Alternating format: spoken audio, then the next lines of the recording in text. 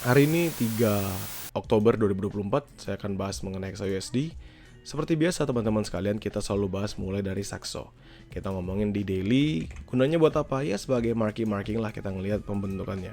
Tadi ada pertanyaan ya, apakah gold itu bullish or bearish? Jawaban saya still the same, it is bullish.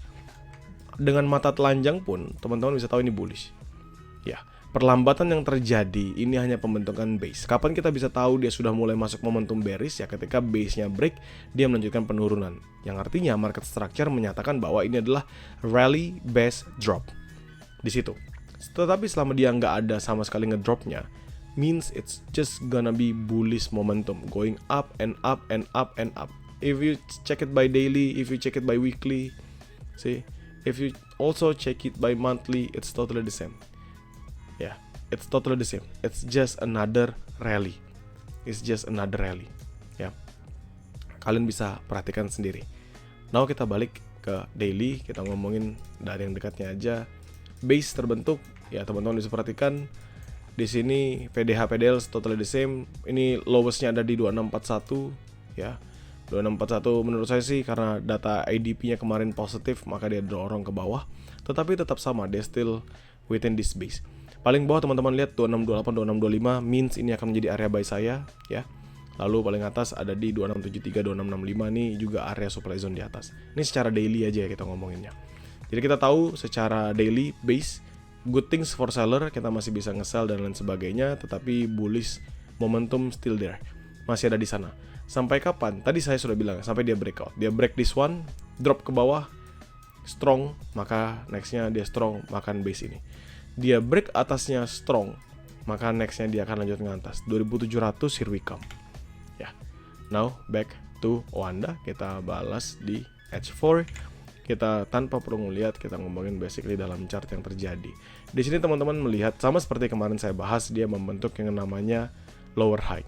Selalu lower high, selalu lower high. Di sini juga sama, dia nge-retest pembentukannya lower high. Jadi kalau kita tarik dari atas, ini ya, emang kebanyakan ya, sorry. Nah, ada minor downtrendnya. Ya, ada minor downtrendnya sampai dia breakout. Makanya nanti 2661, 2664 itu akan menjadi salah satu area yang perlu kita fokuskan juga untuk trade.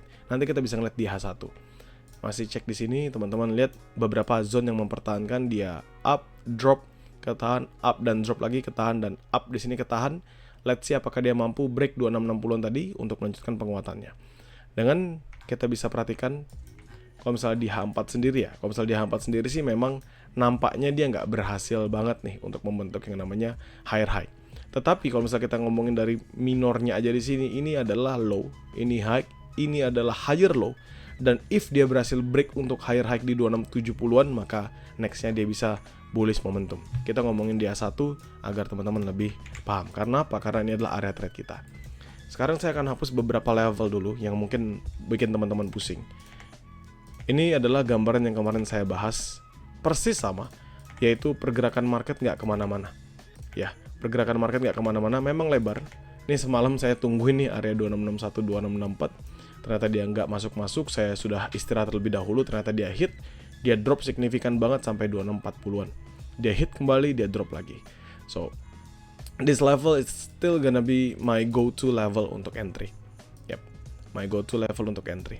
Yang pertama kita bahas dulu dari area terbawahnya. Ini saya hapus-hapus saja biar teman-teman bisa kelihatan.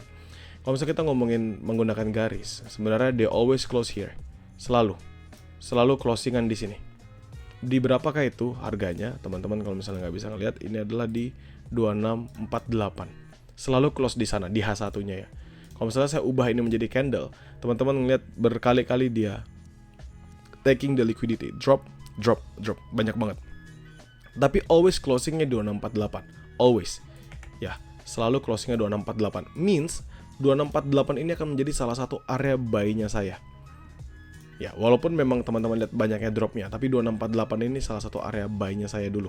2648, 2650. High risk? Yes, sangat high risk. Jadi 2648, 2650.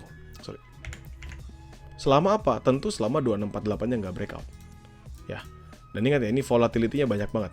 Teman-teman bisa perhatikan drop-dropnya itu lumayan banyak. Jadi 2648, 2650 ini adalah area buy paling deket yang saya akan pantau. Lalu tentu yang 2625, 2623 ini dari kemarin ya. Ini dari kemarin sudah saya bahas.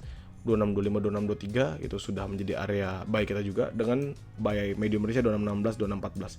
Still the same, ya still the same. Sekarang kita ngomongin area sell-nya. Sell-nya di mana aja sih sebenarnya? Tentu 2661, 2664 ini menjadi patokan saya ya. Tapi teman-teman ingat, ini highest-nya selalu sampai 2663, jadi kita bisa lebih perkecil. Walaupun kita bisa entry dari 2661, 2664, tapi kita lebih perkecil selama si 2663-nya nggak di breakout. Ya. Dan 2661, 2664 ini sebenarnya kemarin menjadi area sell scalping saya.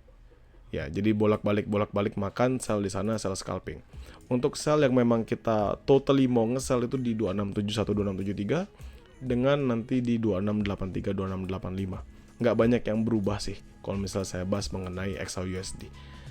Kalau misalnya kita ngeliat momentum RSI ada di 52, masih ya so-so lah, nggak bullish juga, nggak bearish juga, masih netral di H1. MACD juga sama, masih lambat, nggak ada pembentukan yang menarik. Now we check kalau misalnya kita ngomongin di M15 sih, it's just another places yang sama sih. Dan kalau misalnya ini dari pandangan saya, 2661-nya dia break, 2664-nya dia breakout. Ini strong lanjut ke 2673. So by continuation di 2664 up itu juga potensial banget. Ya. Jadi 2661, 2664 still it's just gonna be my go-to untuk sell scalping. Saya nggak akan ubah ini jadi high risk karena high risk saya di 7173. Untuk trade di luar dari itu ya nanti saya akan infokan di grow account, di grup private, bukan grup private ya, grup ini ya, grup sinyal. Dengan teman-teman bisa perhatikan di sini 2523 dan area-area yang lebih bawahnya. Kalau misalnya kita tarik, ini kan tadi saya patokannya 48 ya, tapi kalau misalnya kalian lihat di M5 kan di sini sebenarnya ada beberapa level yang dia drop 4342, 4342, which is ini adalah area yang sama seperti kemarin menjadi area high risk saya 4543. Namun menurut saya sekarang dengan pembentukan terbaru ini, patokan sederhana saya ada di 48 aja. Nggak perlu saya jauh-jauh sampai ke 45, 43, nggak perlu.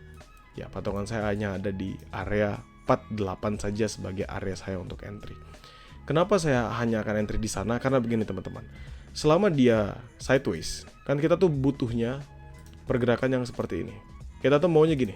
Jadi dia up atau misalnya kalau dia drop ya drop. Itu yang kita butuh.